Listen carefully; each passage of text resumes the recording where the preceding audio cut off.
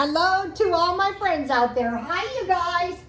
Well, it's a very, very special night tonight because I got 5 million views. Okay, in the world of YouTube, that is nothing. Some people get 1 million views, but my channel is slow growing and I got 12,000 subscribers. So recently, I got 2,000 new subscribers somehow. So if you're new and you have any good tips, can you leave them under the comments? And the reason I like my candles is because at night, my followers and I pray for each other because, you know, some people are in dangerous areas, very dangerous. Okay, so I thought I would do my budget, my recession-proof budget, my bubble-proof budget. I haven't done it for a while, so some of you don't know me and you cannot see any sense to what I have been doing. Okay, so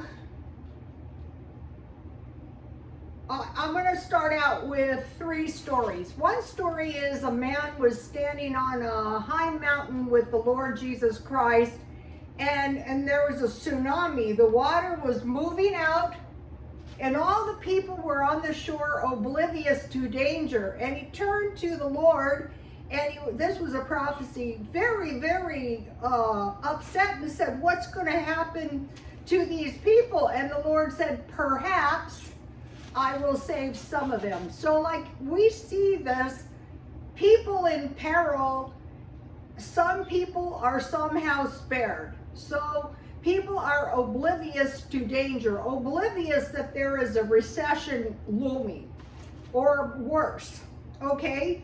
The second one that I heard that was so good, they said, this recession is like a storm. What we want to do is we want to stay close to home, don't spend any money, and when the storm lets up, then go out and fix up the damage. I think that's pretty accurate.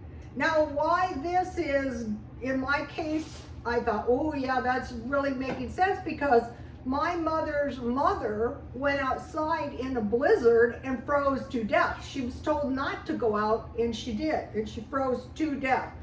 Okay, so we're hearing these predictions, and they're saying, oh, this bubble isn't going to burst immediately. It's going to take a few years. So now what are these geniuses, you know, where are they coming up with this stuff? Okay, the Great Depression was a worldwide depression punctuated by job loss, so the people had no jobs, so the people had no money.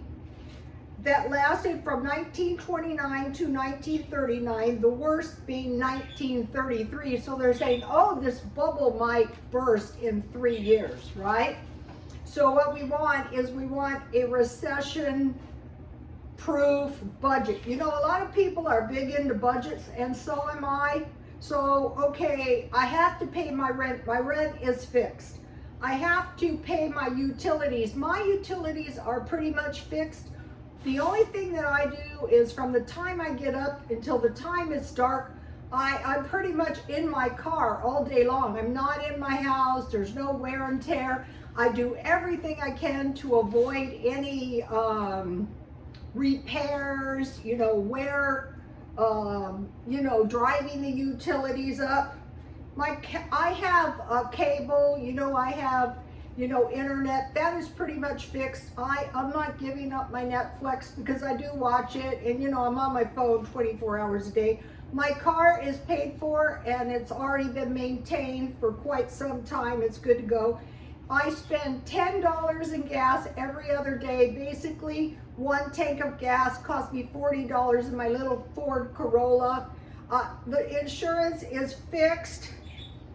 I have credit cards. I just paid one off, but the best way to pay them off is just quit using them and, you know, pay them down.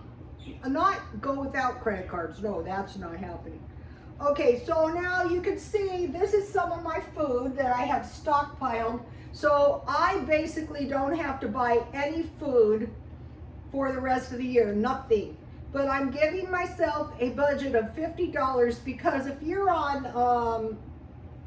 you're a senior, the government will give you around $250 EBT. So I gave myself $50, and that's for non-food items like toilet paper. This is for the rest of the year.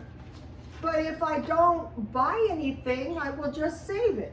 So no food. Okay, so you figure $250 a month is about $3,000 a year. So we have about 2/3 of the year left. So, you know, that's one expense that I can control because I have stockpiled.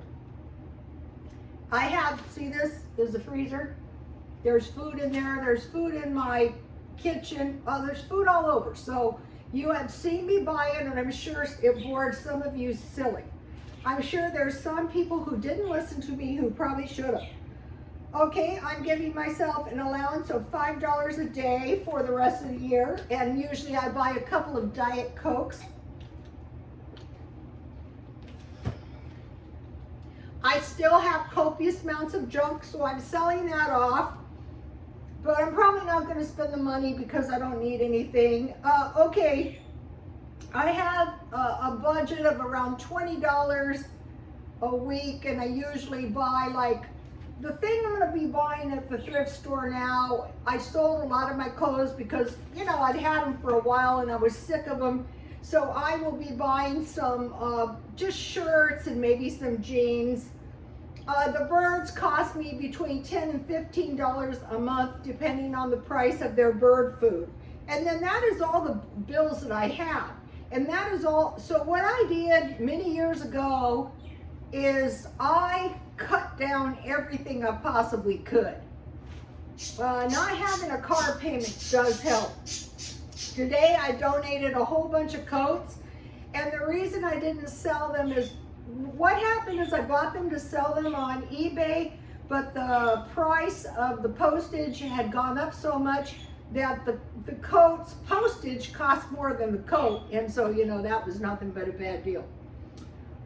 And I figured donating them was more valuable than selling them cheap, because I figure maybe in the future I might need some blessings of some sort for the future me, as Ellen on Ellen's Abundant Life might say.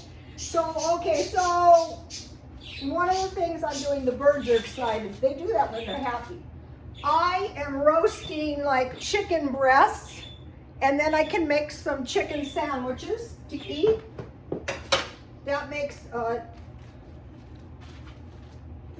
dinner really easy. So the things that I'm doing for the rest of the year is paying down the credit cards. Just quit using your credit cards, and you know you'll get them paid down. I'm not buying any food. I have a very small allowance. Also $20 a week, you know, that I buy stuff that I need, you know, at the thrift store. Because, you know, if you're there all the time, I will show you something cute. I will show you something real cute. I have stuff all over. I actually love this purse. It is so cute. If I was to go somewhere, this is the cutest purse ever. I could sell it if I was broke. So thanks for showing up for my 5 million views. If you have any good budget, I'll be working on this budget stuff and this money saving stuff. And if you guys have any good comments, please leave them. Please like, comment, and subscribe, and God bless you all.